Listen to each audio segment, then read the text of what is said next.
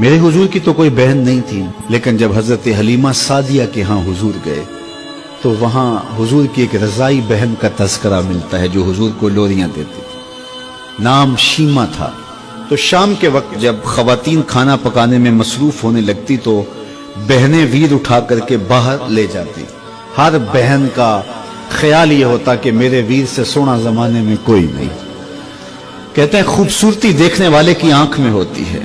जिसके वीर का रंग सोना होता तो वो कहती रंग नहीं तो कुछ भी नहीं है, और जिसके नकूश तीखे होते तो वो कहती कि रंग का क्या है, हुस्न तो नकूश में होता है।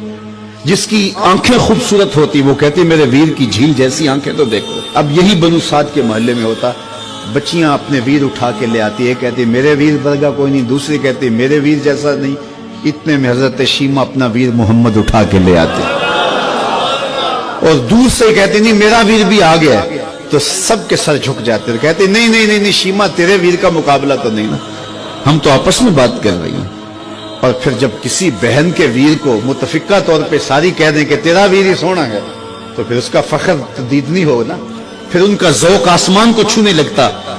इब्ने हश्शाम सीरत की सबसे पहली किताब, उसमें ये वाक़या लिखा है कि फिर हज़रत शीमा हुजूर को अपनी आगोश में लेकर समेटती और फिर चूमती और फिर वो लोरी देती, और वो लोरी के लफ्ज भी लिखे हैं, रब्बना अब के लना मुहम्मदा हत्ता अराहु याफियम व अमरदा। अल्लाह मेरे वीर मोहम्मद को सलामत रखना।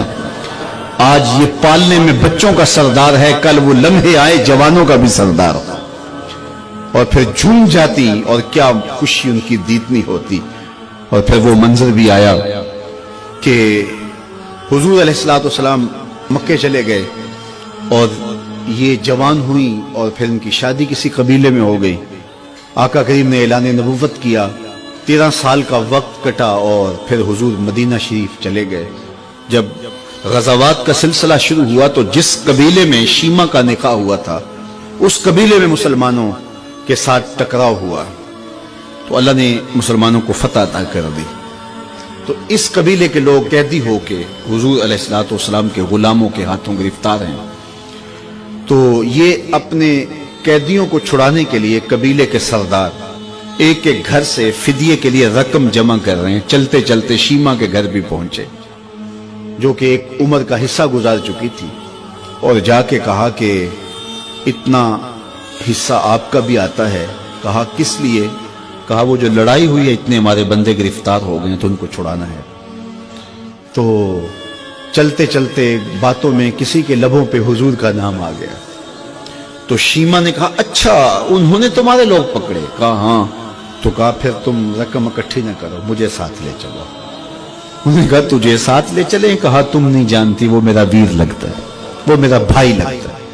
कौम के सरदारों के साथ हजरत शीमा हुजूर के नूरी खैमों की जानब जा रही हैं और सहाबा नंगी तलवारों से पहरा दे रहे। ये मक्की दौर तो था नहीं, ये मदनी दौर था। और शीमा कौम के सरदारों के लेके जब आगे बढ़ने लगी ना तो सहाबा ने तलवारें सौंप दी। रुक जा ऐ देहाती औरत, जानते नहीं आगे कूचा रसूल है, आगे बगैर इज़्न के जिब्रील भी नहीं जा सकते, तुम कौन हो? तो शीमा ने जो लफ्ज कहे वो लफ्ज नहीं है। उसने कहा खल्लू सबीली वालमू आना उख्त नबीयकुम, मेरी राहें छोड़ दो, तुम जानते नहीं मैं तुम्हारे नबी की बाजी लगती हूं। तलवारें झुक गई, आंखों पर पलकों की चिलमने आ गई, रास्ता छोड़ दिया। हुजूर के खैमा नूरी में दाखिल हुई तो हुजूर ने देखा, पहचान लिया, उठ के खड़े हो गए। फरमाया बहन कैसे आना हुआ? आपके लोगों ने हमारे कुछ बंदे पकड़े, छुड़ाने आई। तो फरमाया बहन तूने जहमत गवारा क्यों की? तू पैगाम भेज देती मैं यूं ही छोड़ देता।